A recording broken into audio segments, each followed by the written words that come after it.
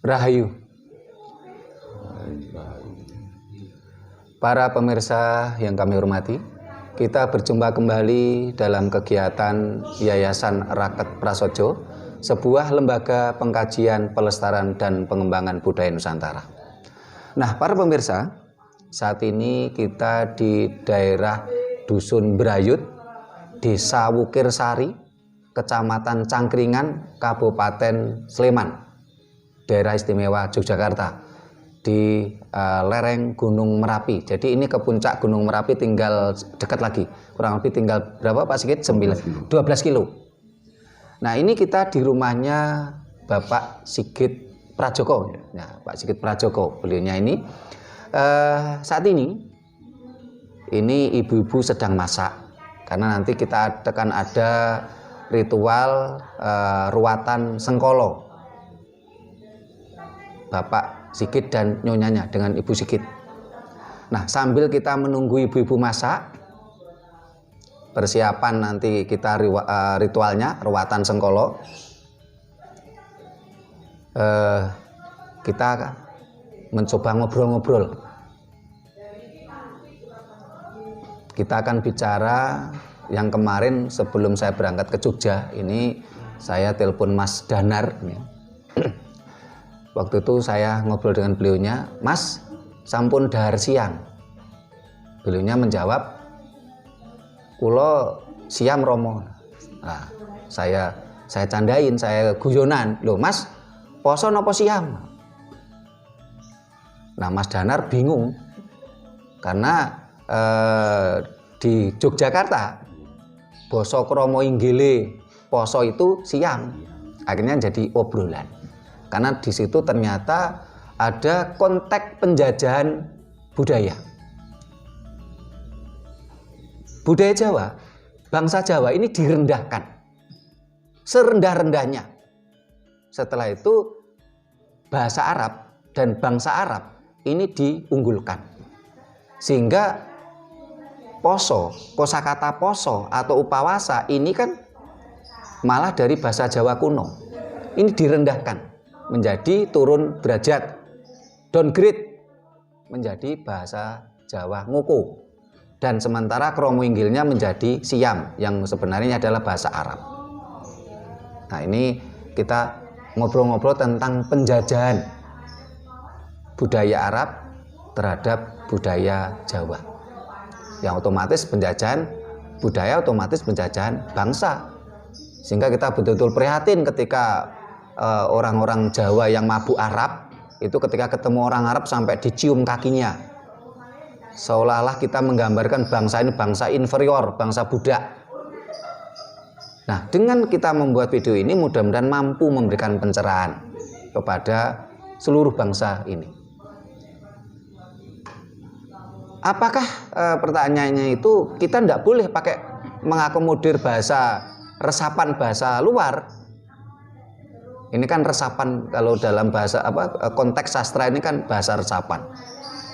Pertanyaannya itu boleh apa kita nggak boleh memakai bahasa resapan? Jawaban saya sederhana, kalau kita tidak punya ya kita nggak apa-apa ambil resapan bahasa asing ketika kita tidak punya. Contoh umpamanya komputer, ini kan bahasa Jawa tidak kenal atau komputer lah, kita ambil nggak apa-apa. Kita resapan komputer menjadi bahasa Jawa, resapan. Tetapi kalau kita sudah punya, ngapain kita ngambil bahasa dari bangsa lain, bahkan konteksnya merendahkan bahasa kita, budaya kita. Sementara bahasa luar diunggulkan. Nah, ini kita akan ngobrol-ngobrol, barangkali saya ingin pendapatnya Pak Sigit dulu selaku tuan rumah. Kita datang ke sini karena undangan beliau. Sebelum itu kita minta Mas Danarnya untuk memberikan tambahan. Silakan Pak Sigit. Ya, terima kasih. Saya atas nama keluarga mengucapkan terima kasih kepada Pak Trimo, Pak Puji, dan ibu-ibu yang rawuh dari Malang untuk melakukan dan membantu kami sekeluarga dalam rangka ritual ruatan. Dan saya ucapkan terima kasih kepada Mas Danar beserta Ibu dan Mas Agus. Dan dengan seperti ini kita nambah seduluran. Dan tentunya saya juga terima kasih sekali bisa bergabung ke dalam komunitas atau organisasi dari Raket Prasojo ini untuk bisa mengembangkan budaya.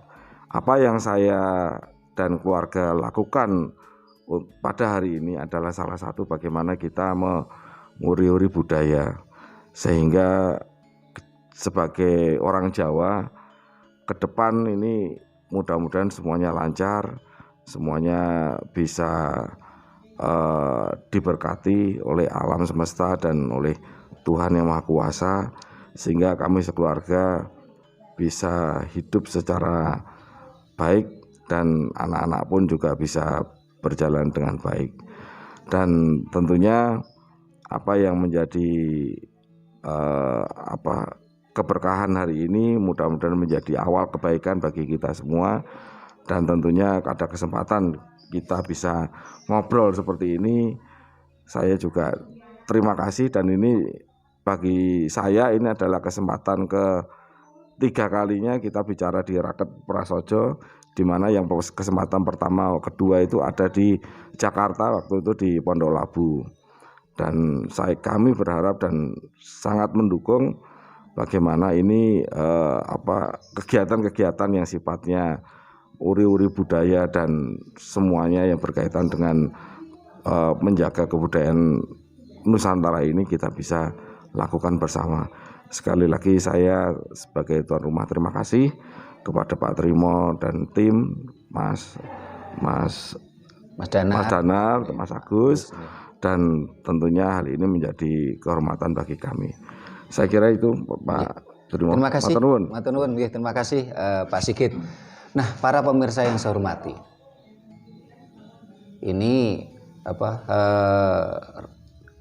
yang jadi pemicu tema hari ini kan Mas Danar, yang waktu itu kita ngobrol di telepon, Mas poso apa siam? Nah, ini coba kita terus nanti kalau menurut Mas Danar ini.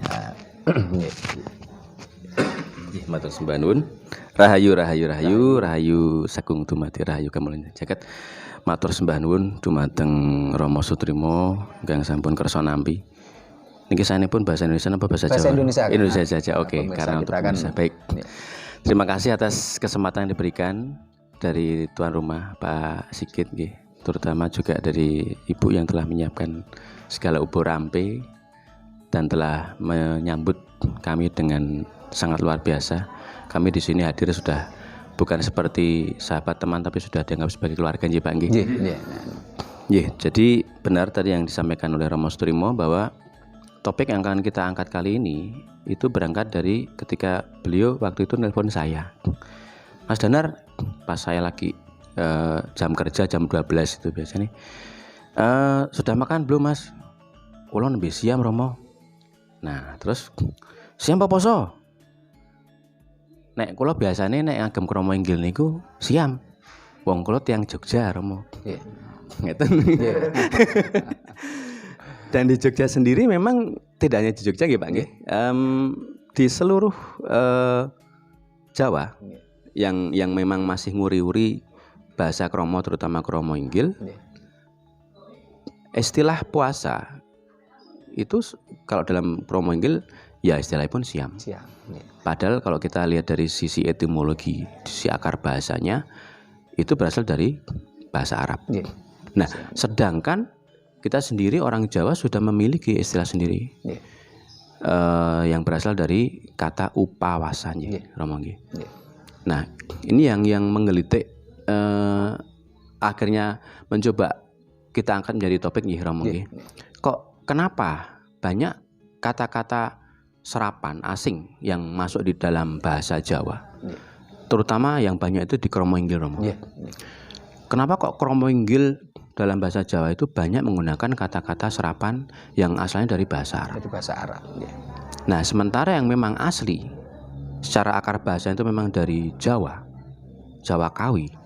Kenapa kok banyak dijadikan secara level derajat itu lebih rendah? Iya, jadi turun derajat, downgrade gitu ya. Contoh tadi yang Romo Sutrimo sebutkan juga poso, padahal poso itu adalah memang asalnya dari upawasa, tapi dalam sehari-hari penggunaan bahasa Jawa di Jogja, Jawa Tengah, Jawa Timur dan semua yang masih menguri-uri budaya Jawa, poso itu dianggap malah bahasa ngoko. Ngoko itu apa ya? Bahasa yang levelnya rendah. Jadi mungkin para pemirsa yang baru kali ini dengar kata kromo ngoko itu mungkin di dalam kosakata bahasa Jawa itu ada beberapa level tingkatan. Misal ketika kita berbicara dengan sesama, dengan orang yang liftingnya sama, dengan seumuran sama, itu ada bahasa sendiri. Kemudian ketika kita bicara dengan orang yang di bawah kita, entah usianya di bawah kita, adik kita, anak kita, cucu kita, atau mungkin atasan dengan bawahan, itu ada sendiri. Nah, begitu pula juga ketika kita berbicara dengan orang yang kita hormati, baik itu orang tua, guru, ataupun mungkin atasan kita, itu ada bahasa kromo. Dan kromo pun juga ada kromo alus, ada kromo madyo, kromo inggil. Di atasnya itu adalah enggak? Di atasnya itu bahasa keratonan. Bahasa keratonan. Jadi kalau boleh saya bilang memang bahasa Jawa itu bahasa yang paling super lengkap. Super lengkap di dunia. Contoh, kata dalam bahasa Indonesia jatuh aja. Jatuh itu ketika kita ucapkan dalam bahasa Jawa itu bisa kita ucapkan dengan kata yang macam-macam. Contoh, jatuh itu bisa jelungup, jelungup, ndelosor, bisa ndelosor, bisa krungkep, bisa logur nek Jawa Timuran ya, bisa ceblok, geblak.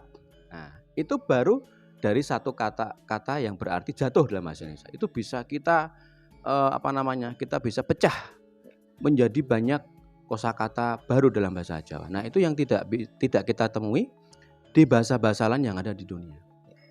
Oleh karena itu, tidak heran jika disebut bahasa Jawa itu adalah bahasa yang paling tinggi tingkatannya. Karena dalam setiap kondisi keadaan itu selalu ada istilah yang bisa menggambarkan kondisi itu. Beda dengan Indonesia, Melayu, Inggris, Prancis, Spanyol. Itu kalau di Inggris cuman bahasa Inggris hanya ada present, past, future. Tapi tidak menggambarkan keadaan-keadaan yang seperti krungkep, jungkel, geblak, itu enggak ada seperti itu. Nah, dalam kesempatan kali ini kita akan coba ngangkat nggih Romo nggih. Kenapa kok kita enggak sadar bahwa selama ini kita itu direndahkan oleh. Dan mungkin para pemirsa selama ini mungkin jenengan semua penjajahan itu hanya dalam bentuk militer. Padahal tidak. Pada kenyataannya yang namanya penjajahan itu bisa meliputi politik, sosial, ekonomi, budaya, dan juga teknologi. Nah, yang akan kita angkat kali ini adalah penjajahan dalam aspek budaya, khususnya sastra. Khususnya sastra bahasa. Nah, nanti kita akan bersama dengan Romo Sutrimo, kita akan dengarkan wedaran beliau apa saja sih dalam kosakata dalam bahasa Jawa yang sudah mengalami penurunan makna atau tadi yang beliau sebutkan sebagai istilah downgrade, diturunkan derajatnya. Sing asli Jawa malah direndahke, tapi sing ajaran bahasa dari budaya dari Arab atau dari manapun malah kita subyo kita unggul-unggulkan. Dari bahasa Arab, Mas. Kalau dari sastra lain tidak ada resapan menjadi kromo inggil. Kira-kira seperti itu. Monggo saya kembalikan ke Romo Sutrimo. Terima kasih, Mas Danar. Nah, para pemirsa yang saya hormati, di beberapa video kita juga sudah kita jelaskan bahwasanya penjajahan itu kalau dalam wacana-wacana kita di Rakat Prasojo, penjajahan itu kan ada dua, penjajahan fisik dan penjajahan psikis. Penjajahan fisik jelas, penjajahan misalnya dengan wilayah ya, secara nyata, terutama umpamanya pendudukan, invasi. ini penjajahan fisik. Terus ada penjajahan psikis. Ketika penjajahan fisik ini rata-rata masanya tidak lama. Karena orang dijajah fisik itu cepat akan sadar. Tapi kalau penjajahan psikis itu cukup lama. Bahkan yang dijajah itu tidak terasa. Bahkan merasa sukacita dijajah. Bangga dijajah. Walaupun kita ini dijajah sampai-sampai kita ini harus meniru ndoro tuan. Mulai cara kita mau masuk rumah, bertamu, kita harus ngikuti ndoro tuan kita. Cara kita bicara kita harus niru ndoro tuan. Cara kita berpakaian harus niru ndoro tuan. Cara kita makan harus niru ndoro tuan. Cara kita bergaul harus niru ndoro tuan. Kita dijajah. Yang dijajah malah sukacita, seneng. Bahkan ada yang lebih ekstrim lagi sampai penampilan. Ingin seperti ndoro tuan. Mulai dari tutup kepala sampai jenggot ini ingin niru ndoro tuan. Karena diiming-imingi kalau jenggot kita nanti tumbuh dan itu meneteskan air, wow itu dapat reward yang nanti bisa masuk surga. Lucunya mereka nggak punya surga, yang punya surga orang Jawa. Surga itu bahasa Jawa. Kita betul-betul di downgrade. Seolah kita ini bangsa yang inlander, bangsa yang inferior, bangsa yang rendah. Padahal dari sisi peradaban tadi sudah sedikit disinggung Mas Danar. Ya. Dalam teori peradaban, semakin tinggi peradaban akan semakin spesifik dalam penyebutan objek dan aturan main. Semakin rendah peradaban akan semakin sederhana dalam membuat aturan main dan penyebutan objek. Tadi Mas Danar sudah bilang bahwasanya jatuh itu kalau dalam bahasa Jawa banyak sekali ditemukan. Tadi malam saya ngobrol sama Mbak Wulan, putrinya Pak Sigit, mahasiswa sastra Inggris di UGM. Tadi malam kita ngomong soal beras. Bahasa Inggris rice. Tapi bahasa Jawa mulai dari gabah, mulai dari pari, gabah, sekem, brambut, dedek, bekatul, menir, beras, upo, sego, intip. 10. Bahasa Inggrisnya cuma 1. Karena teori peradaban itu tadi, semakin tinggi peradaban akan semakin spesifik dalam penyebutan objek dan aturan main. Semakin rendah peradaban akan semakin sederhana dalam penyebutan objek dan aturan main. Nah, kalau kita lihat dari situ aja peradaban kita tinggi dibandingkan dengan Eropa bahkan Timur Tengah gitu loh. Nah, kok ini malah kita di downgrade, kita direndahkan dengan dijadikan bahasa kita tuh bahasa ngoko. Walaupun itu masih ngoko halus. Jadi ngoko itu juga dipilah jadi 3. Ngoko halus, ngoko kasar, ngoko lugu. Ngoko kasar itu disebut lain ngoko lugu. Terus kromo ngoko atau ngoko madya. Setelah itu ngoko halus. Terus kromo juga dipilah jadi 3. Ini yang beredar di masyarakat. Kalau boso bagongan, boso keratonan itu kan jarang dipelajari karena untuk komunitas tertentu. Yang umum di masyarakat kan ngoko sama kromo. Ini kalau grade besar. Tapi kalau dipecah ngoko ada 3, kromo juga ada 3. Nah, kita punya peradaban yang luar biasa. Bahkan ini di antara kita ini ada eksportir. Eksportir gedebok pisang. Bagi masyarakat yang nggak paham, gedebok pisang ini kan sampah, nggak berharga. Ini ada di antara kita, anggota kita juga, anggota Raket Prasojo, ini Mas Agus Srihartono ini. Nah, ini selama ini bergerak itu gedebok pisang. Ini menjadi handicraft. Ya, ini wong gedebok pisang yang sampah aja bisa diangkat beliau menjadi barang berharga, ekspor, kirimnya ke Jerman sama ke mana Mas? Ke Amerika gitu loh. Mosok rek. Menungso Jawa kalah mbek gedebok pisang. Wong Jawa di downgrade kalah mbek wong Arab gitu loh. Kalah sama orang Arab. Ini fakta. Ini fakta gitu loh. Ini enggak cuman tadi nanti kita bahas lagi. Jadi ini hanya contoh aja, tapi banyak contoh. Jadi bahasa Jawa kuno, poso di downgrade jadi ngoko, sementara yang bahasa Arab siam jadi kromo inggil. Mosok bangsa Jawa kalah sama gedebok pisang yang diolah oleh Mas Agus Sri Hartono itu menjadi kerajinan yang punya nilai jual tinggi. Nah, silakan Mas Agus, bagaimana tanggapannya nih Mas Agus ini? Ini terima kasih Rahayu ya. Rahayu. Tanggapan saya sebenarnya terima kasih untuk Romo Trimo dan Pak Sigit, Pak Danar. Saya senang sekali di sini hadir karena dari dulu nggak sempat-sempat juga. Dan saya sebenarnya ini Pak, saya itu generasi yang baru, sebenarnya masih nol saya untuk masalah ini, tapi saya seringnya ini Pak, nguncai sendiri saya dari apapun. Ini juga temanya bagus sekali ya, sebenarnya benar kita di downgrade banyak sekali.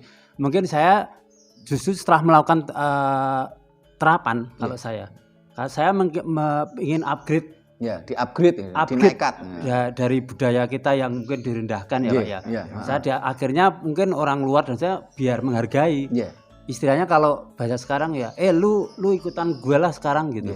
Orang Jakarta mungkin masa kita ikut terus budaya orang lain gitu loh. Padahal kita punya potensi yang luar biasa ya Pak ya. Dari ini pun sebenarnya saya sedikit ngomong dari kerajinan itu, saya itu nggak hanya ini Pak, nggak hanya ibaratnya saya jual untung besar enggak. Karena saya ada nilai-nilai tertentu yang pengen saya kembangkan, terutama misalnya order, meskipun saya mungkin untung kecil ya, tapi saya bisa mungkin pengrajin penganyam debok, mungkin yang melintir debok di Bojonegoro ada kerjaan, juga mungkin di yang penganyam juga ada, rantainya besar sekali, dan terutama mungkin nggak sadar ini malah juga, ternyata juga kita mengupgrade ya Pak ya.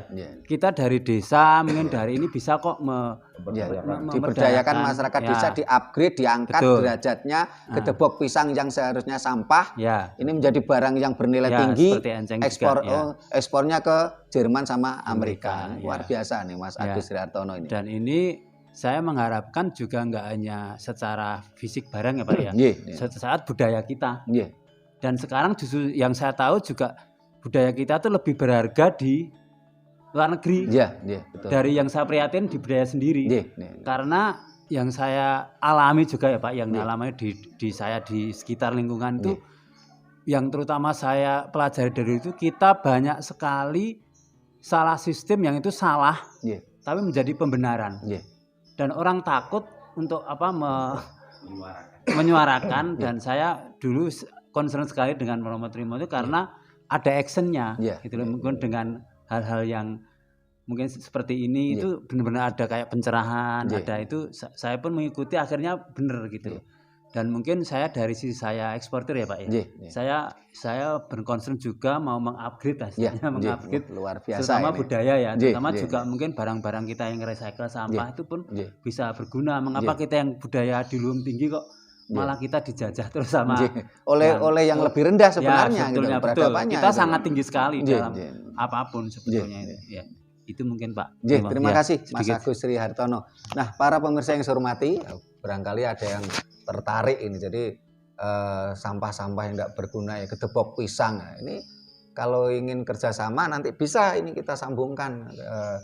Mas Agus Sri Hartono itu anggota cukup lama di Raket Prasojo. Saya pernah nginep di rumahnya 2 malam kalau nggak salah. Nginep di daerah mana Mas Hartono? Code Bantul. Daerah Code Bantul.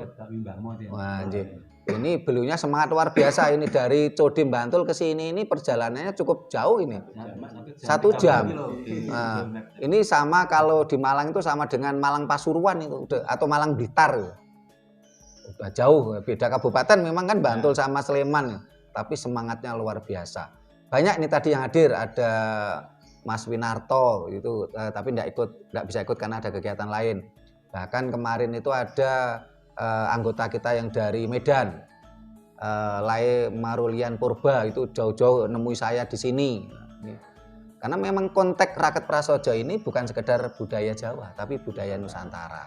Sehingga kenapa ini banyak pemirsa yang nggak paham, barangkali dia pemirsa baru, seringkali mengkritisi, loh ini kok pakai bahasa Indonesia, kenapa kok nggak pakai bahasa Jawa? Nah ini karena pemirsa baru ya, enggak apa-apa. Bahkan di grup WA kita saja ini ada 2. Ada grup besar Raket Prasojo, ini harus pakai bahasa Indonesia. Kalau pakai bahasa daerah harus disertai dengan bahasa Indonesia. Karena anggota kita lintas suku, lintas agama. Tapi kalau mau khusus bahasa Jawa, ini ada grup sendiri, Bawa Rasa.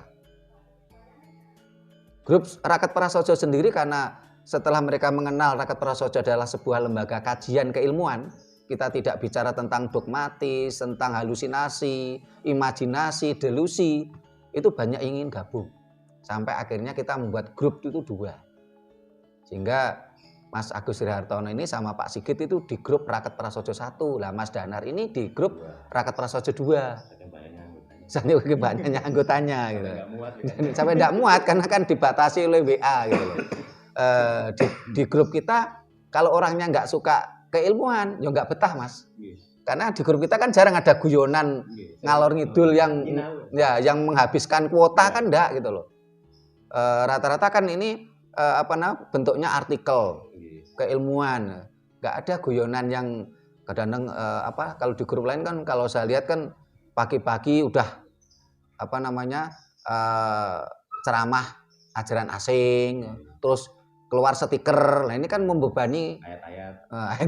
Ini kan membebani HP kita gitu loh. Akhirnya HP-nya cepat hang karena banyak stiker ya. Kalau bicara keyakinan itu kan privasi. Jangankan dengan orang lain, Mas Danar aja sama istrinya itu keyakinan bisa beda kok.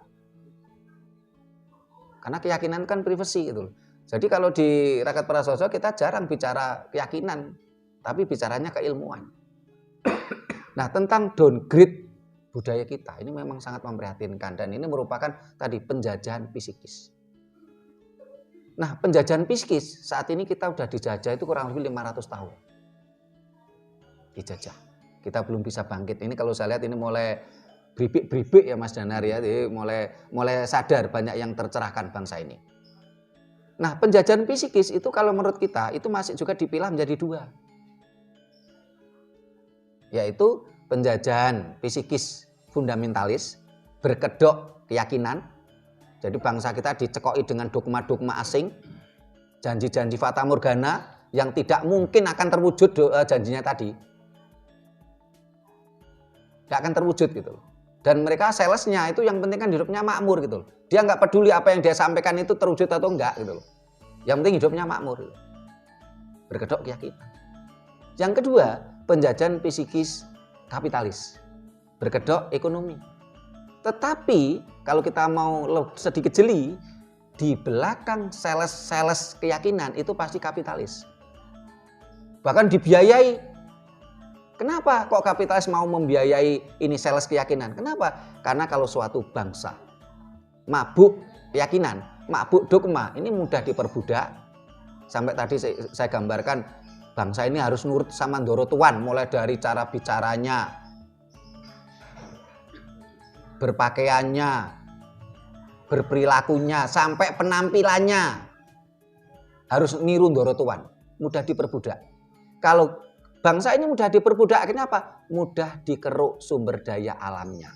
Itu keuntungannya kapitalis. Bangsa ini harus sadar di situ. Tentang downgrade ya, turun derajat ya. Ini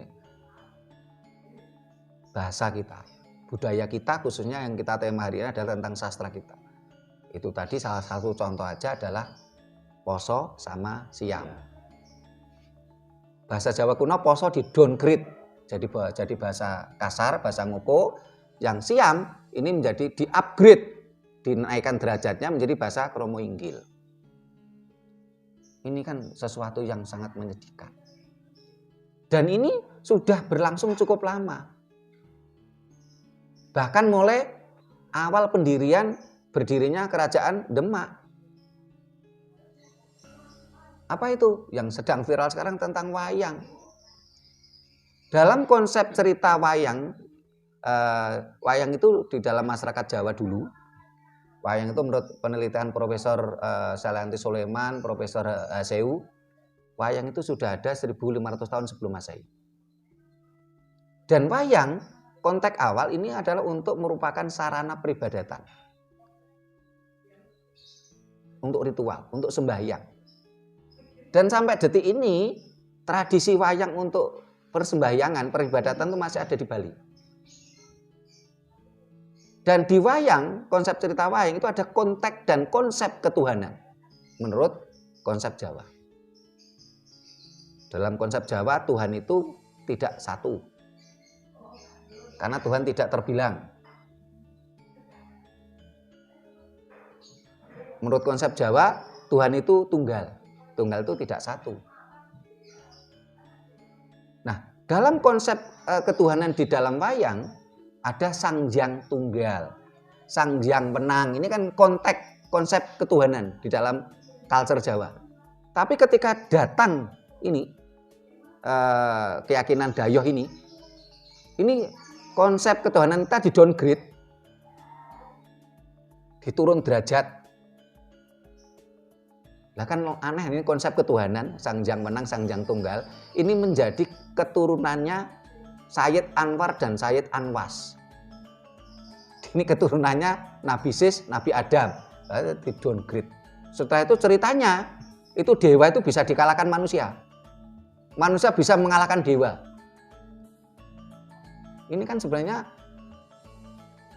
penjajahan budaya, downgrade, dan ini pelecehan gitu loh. Karena dalam konteks konsep Jawa ini kan konsep ketuhanan.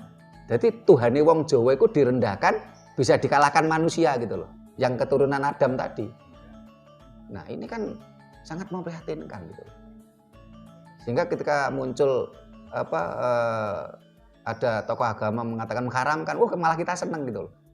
Biar masyarakat kita tuh terbangun dari mimpi tidur panjangnya. Wong kita punya peradaban lebih tinggi kok kita mau di downgrade, kita direndahkan. Terus namanya lagi konteks sastra ya. Umpamanya seringkali kita kenalan, baru ketemu. Ini sempat kemarin sudah kita upload itu tentang Jejuluk Kinarya Suwuk. Nah kita kan seringkali tanpa sadar kenalan itu kadang-kadang kita tanya toh, Mas asmone jenengan sinten? Loh, asmo ini kan bahasa Arab. Lah kok di-upgrade menjadi kromo inggil? Jadi asmo itu dari bahasa Arab dan bahasa Ibrani. Asmo itu. Karena kosakata bahasa Arab sendiri itu sebenarnya kosakatanya tidak begitu besar. Sehingga akhirnya terbatas, sehingga sastra Arab pun juga akhirnya mengambil dari sastra pendahulunya, terutama dari bahasa-bahasa Ibrani. Karena memang dari sisi peradaban menang kita gitu loh. Itu sudah diakui oleh banyak pihak itu, termasuk Profesor Kiai Haji Saleh Gesirot itu pernah bicara seperti itu pada waktu beliau menjadi ketua umum PBNU itu. Padahal ketika kita bicara asmo ya, ini kan bahasa Arab. Kenapa harus kita jadikan kromo inggil? Pertanyaannya, apakah bahasa Jawa kita tidak mengenal kromo inggil dari kosakata asmo? Kalau tidak mengenal, ya silakan dipakai untuk bahasa resapan. Seperti saya katakan contoh tadi umpamanya komputer, HP, handphone. Ini kan dalam bahasa Jawa kan tidak kita temukan. Tidak apa-apa, kita ambil resapan gitu loh. Tapi kalau kita ada, kenapa kita pinjam, kita ambil resapan bahasa asing. Dan kita letakkan setinggi langit lagi, kita upgrade menjadi bahasa kromo inggil. Padahal kalau kita bicara nama, ngukone niku jeneng. Untuk orang yang grade-nya di bawah kita, le jenengmu sapa li? Terus di atasnya itu ada nami atau nomo. Sehingga di dalam pewayangan sering disebut dosonomo.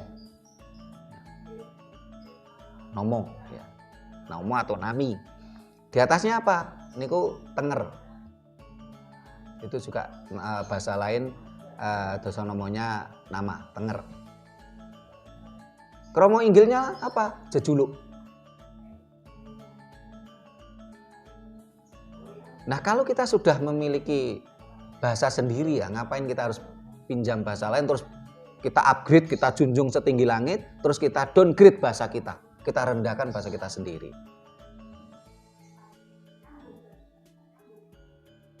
Ini penjajahan secara psikis, secara budaya.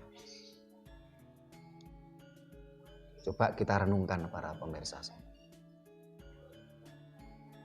Yang selama ini belum sadar, belum tercerahkan, ayo kita pikir secara nalar. Kita ini bangsa besar, kita peradabannya lebih tinggi, kenapa kita mau di downgrade, kita mau diperbudak? Masa kita kalah tadi sama gedebok pisangnya Mas Agus Rihartono tadi. Gedebok pisang yang sampah aja bisa di-upgrade menjadi barang yang berharga kok. Masuk bangsa ini malah di-downgrade. Nah, para pemirsa yang saya hormati, ini Mas Danarnya atau Pak Sigitnya ada tambahan atau pertanyaan? Silakan Pak Sigit. Terima kasih Romo. Dari pembicaraan tadi yang sudah kita lakukan, ada beberapa hal yang mungkin saya highlight atau dipertegas. Pertama mengenai kesadaran. Bahwa memang ini PR kita untuk ke depan agar supaya kita menyadarkan bahwa posisi kita itu seperti ini. Jangan sampai nanti ini seperti puncak gunung es, ya. Artinya cuma aku ngomong istilah bahasa, jangan. Artinya itu menjadi sebuah hal yang merupakan gambaran bahwa itu nanti rentetannya panjang. Bukan hanya masalah bahasa tadi yang artinya siam sama poso, tidak berhenti di sekitar di situ saja. Tapi banyak hal yang harus kita luruskan dan kita sadarkan. Banyak hal, nanti mungkin ini yang menjadi PR kita semua, Romo. Jadi kalau saya seperti yang tadi Mas Agus sampaikan, saya sepakat. Artinya kita harus real gitu loh. Jangan sampai cuma berhenti di wacana doang. Tapi ini adalah sebuah puncak gunung es yang harus kita runtuhkan agar supaya budaya kita benar-benar sudah bisa muncul kembali dan kita semakin tersadarkan. Sehingga menyadarkan ini butuh waktu, butuh proses, butuh fakta, butuh pendekatan, butuh tahapan yang menjadi PR kita bersama. Sehingga sadar itu harus kita gaungkan, terus kemudian kita sadar pula bahwa memang tidak hanya sekedar itu bahasa, tapi itu sebuah puncak gunung es, di mana yang lainnya ini turunannya rinciannya banyak sekali. Ya, sekarang kayak misalnya di grup yang saya lihat, kayak pengucapan selamat ulang tahun aja sudah pakai umrik apa itu loh, gitu. Jadi ini orang kok pada saya bahkan padahal kita punya tanggap warso ya. Iya, saya terus terang saya keluar dari grup WA SMA saya di SMA 1. Karena itu saya ribut gitu loh. Waktu itu saya mengacakan ini awalnya dari mulai saya ada teman yang ucapan ulang tahun, tapi saya ditegur. Loh, orang nganggo bahasa Arab loh, gendeng meneh ya. Artinya ini jangan sampai seperti itu, orang Indonesia kira bener malah disuruh pakai bahasa Arab. Jadi menurut saya ini hal-hal yang harus menjadi concern kita bersama dan harus real, Pak. Dan mulai Raket Prasojo inilah sebagai wadah untuk bisa menggaungkan itu. Mungkin banyak kendala, banyak ya itu wajar gitu loh. Cuma masalahnya bagaimana kita bisa bergerak bersama-sama menyadarkan tentang kesadaran ini. Tidak kan ada orang bilang itu ngomong bahasa, jangan, itu bahasa itu wujud budaya juga yang harus nanti kita upayakan kebenarannya, bukan pembenarannya. Begitu. Terima kasih Pak Sigit. Nah, para pemirsa yang saya hormati, benar yang disampaikan Pak Sigit tadi. Ini bukan sekedar bahasa, tapi adalah bahasa itu adalah merupakan simbol budaya. Nah, budaya itu simbol jati diri bangsa. Kalau bahasa kita sudah di-downgrade, akhirnya apa terjadi? Bangsa kita pun juga di-downgrade. Kita direndahkan. Semuanya direndahkan. Karena itu kita butuh action. Jadi ketika banyak pihak yang baru sekedar berwacana ya seperti yang dikatakan Mas Agus Diratono tadi yang gabung ke kita udah cukup lama, karena penilaian beliau ini mirip dengan penilaiannya Pak Suyatin di Kediri ataupun di orang-orang lain. Di Rakat Prasojo kita tidak bicara agama, kita tidak bicara keyakinan, karena memang Rakat Prasojo itu lembaga pengkajian, pelestarian dan pengembangan budaya Nusantara. Kita bukan organisasi aliran kepercayaan dan bukan organisasi keagamaan. Ya. Kita ingin memperjuangkan bangsa ini untuk bangkit. Tetapi kita tidak hanya sekedar omdo di medsos. Banyak tindakan-tindakan nyata, action kita di lapangan. Sampai kita keliling Nusantara.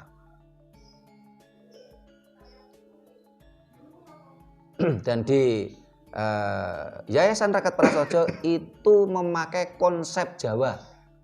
Tidak ada nun sewu, jangankan kok kemarin kita difitnah katanya malak. Kok malak? Wong kita iuran aja ndak ada kok. Ini Mas Agus Diratono itu gabung mulai kapan Mas? Lebih dari 5 tahun Mas ya? Lebih dari 5 tahun. Kan nggak pernah ada. Nggak pernah ada kita iuran itu, nggak pernah ada. Apalagi kok malak. Malak itu kan minta dengan paksa ya. Kayak preman. Kayak preman gitu. Itu kita pernah tuh di fitnah di Facebook itu. Kita di Rakat Prasojo katanya itu ada iuran wajib, ada malak loh. Jangankan malak, wong iuran aja ndak ada. Kita kontaknya. Tapi kenapa Rakat Prasojo yang berdiri mulai tahun 95 kok tetap eksis? Bahkan action kita bahkan sampai menasional. Bahkan organisasi kita pernah diusulkan menjadi nominasi organisasi tingkat nasional. Beberapa kali kita karena organisasi kita memakai konsepnya itu Jawa. Konsep Jawa itu apa? Gotong royong. Sutik njaluk, sutik nampik, pantang meminta, pantang menolak. Jadi ketika ada yang memfitnah kita katanya malak ya, teman-teman anggota ketawa aja gitu loh. Jangankan malak minta paksa, wong iuran aja ndak ada kok. Tapi kita tetap jalan. Kenapa? Karena kita berprinsip kalau memang perjuangan ini adalah pakon atau perintahnya alam, pasti alam akan memberikan pakan. Orang Jawa mengatakan ono pakon, ono pakan. Dengan keyakinan itulah, dan apa yang kita perjuangkan adalah merupakan pakon, perintah alam, perintah leluhur. Ya tentunya ya ada pakan. Dan kita pun tidak pernah menelantarkan keluarga kita. Karena kita sangat terasa janggal kalau kita bicara perjuangan, anak istri kita terlantar. Ini enggak boleh di Rakat Prasojo enggak ada semacam itu. Kita tetap berjuang, tapi kewajiban kita kepada keluarga tetap harus kita jalan. Nah ini para pemirsa yang saya hormati, ini waktunya bentar lagi tengah hari kita mau ritual ruatan sengkolo untuk Pak Sigit dan Bu Sigit. Nah sebelum kita tutup barangkali Mas Danar mau memberikan tambahan. Mas Danar silakan. Nyuwun sewu Rama matur sembah nuwun. Mungkin sedikit saja. Jadi kalau tadi kita lebih banyak mengangkat soal bahasa Romo ya. Sebenarnya ada satu ini mitos yang juga diputarbalikkan. Contoh tentang banyak yang sampai saat ini generasi muda saat ini masih mempercayai bahwa Eyang Semar itu adalah Raja Iblis Tanah Jawa. Itu cerita hoaknya saya Bakir itu. Itu yang membuat saya mengelus dada. Tapi nyuwun saya ini dada saya sendiri nggih. Bukan dada siapa-siapa nggih. Jadi kok sampai teganya seperti itu. Jadi kisah hoak Syekh Subakir yang dikirim dari kerajaan Rom untuk menumbali tanah Jawa.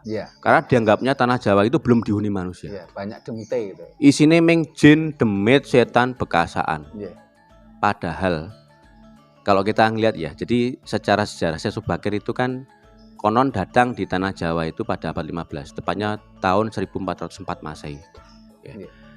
Nah, tahun 1400 itu sudah ada Majapahit. Itu 1400 kurang lebih 1450-an lebih. Nah, Majapahit adalah 15. Waktu itu adalah salah satu imperium terbesar di Asia. Dengan peradaban yang luar biasa, Gemah Ripah Loh Jinawi, kerajaan yang kaya raya. Jauh sebelum Majapahit sudah ada Singasari, Kediri, Daha, Jenggala, ada Medang. Dan Majapahit berkuasa itu tanpa invasi. Tanpa invasi. Jadi salah kalau banyak orang beranggapan bahwa Majapahit itu menjajah kerajaan lain. Enggak. Jadi Majapahit itu adalah menerapkan konsep persemakmuran di Romo. Yang diambil, yang kan ditiru oleh Jenderal Raffles itu. Betul, dan itu yang menjadi referensi dari Raffles. Ketika Raffles juga diteruskan hingga sampai sekarang menjadi persemakmuran Inggris. Itu persemakmuran terbesar di dunia, di jagat raya setelah itu. Majapahit. Setelah Majapahit. Raffles sendiri mengambil inspirasi dari Majapahit, yaitu terbagi dari 3 mandala. Mandala utama, mandala Jaba, mandala Madya ya, seperti itu. Nah, itu konsep 3 mandala. Nah, yang saya heran kok ada anak cucu Nusantara yang tega memfitnah Eyang Semar.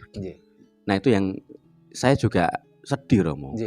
Kemudian juga ada istilah jimat Kalimosodo. Padahal itu asal-usul berasal dari Kali Maho Husada, yang artinya adalah Sang Dewi Kali Maha Penyembuh.